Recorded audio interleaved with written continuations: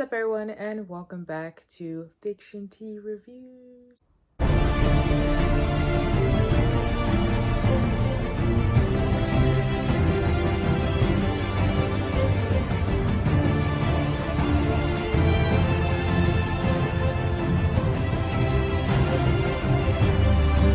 So today we're going to talk about the movie Vivarium.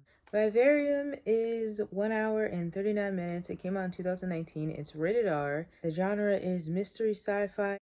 I'll try to warn you when I spoil, but this is going to be a spoiler review just to let you know off the bat if you haven't seen this movie. You're probably going to have to skip. Hoping to find the perfect place to live, a couple travels to a suburban neighborhood in which all the houses look identical, but try to leave the labyrinth-like development. Each road mysteriously takes them back to where they started. It's directed by Lorcan Finnegan, screenplay by Finnegan and Garret, Shanley. Stars Jesse Eisenberg as Tom, imogenpoots as Gemma, Ina Hardwick as boy number 2, Senan Jennings as boy number 1, and Jonathan Aris as Martin. So what is vivarium? Let's look at the definition. Vivarium is an enclosure, container, or structure adapted or prepared for keeping animals under conditions for observation or study as pets, an aquarium, or tetranium. So let's get into the characters. Jesse Eisenberg, imogenpoots, and Senan Jennings played their roles so well. The boy number 1, played by Jennings, was so good. He acted so well that it makes you look at him and say to yourself, I never want to have children. You literally scream all the time, every morning, like he was a crying infant, like he was a newborn baby.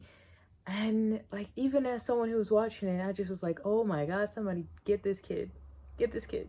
So good at mimicking them. He would stand in front of them at the end of the bed and mimic their arguments and their conversations. Sort of curious way, but he also had this emptiness to him that was like, you know, something's wrong with this kid.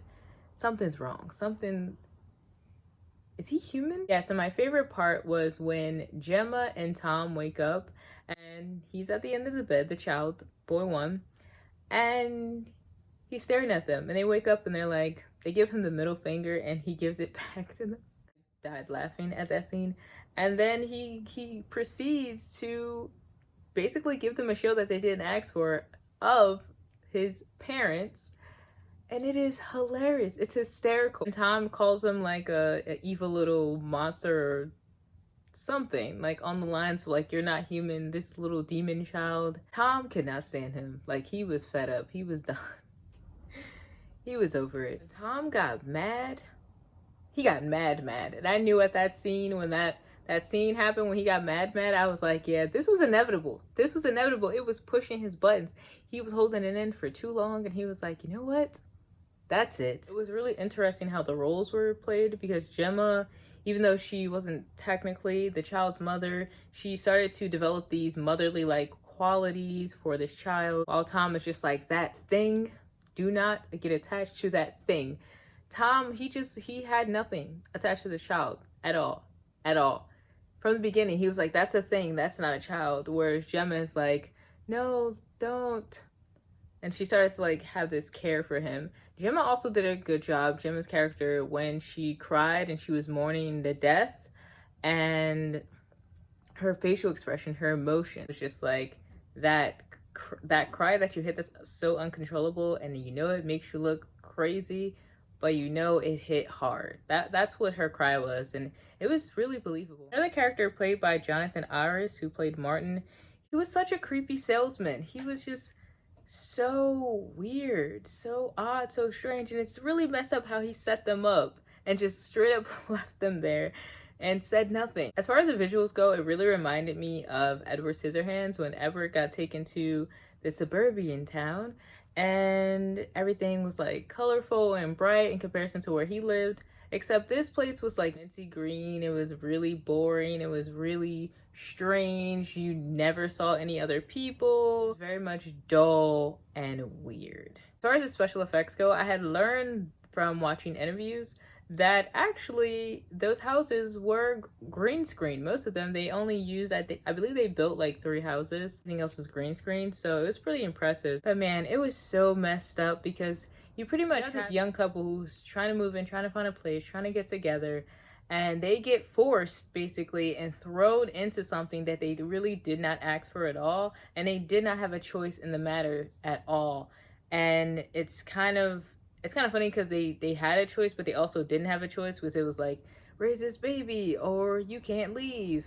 But it also was like they fell into this trap of this whole lifestyle. They went from like kind of happy-go-lucky to like this mundane everyday life, taking care of this child, waking up every day, eating breakfast, brushing their teeth, doing everything repetitively over and over and over again. And there's so many people who are living lives like this, which makes it so relatable, which is okay. If someone has chosen to live this way, it's completely fine. But in this case, it really shows how the idea of like this perfect suburban life, the idea of like, oh, we're gonna have a kid, we're gonna raise a kid in a nice area, in a nice town, we're gonna live a happy-go-lucky life. That's how it can all look good and sound appealing. It shows how that ideal is kind of sewed and pushed upon us in society, in this world, especially when you get to a certain age, and it shows that it's not all peaches and cream behind the scenes. I don't think that there was necessarily like a purpose or a theme put out and set for this film when they first did it, but touching on a lot of different things that are relevant to everyday life.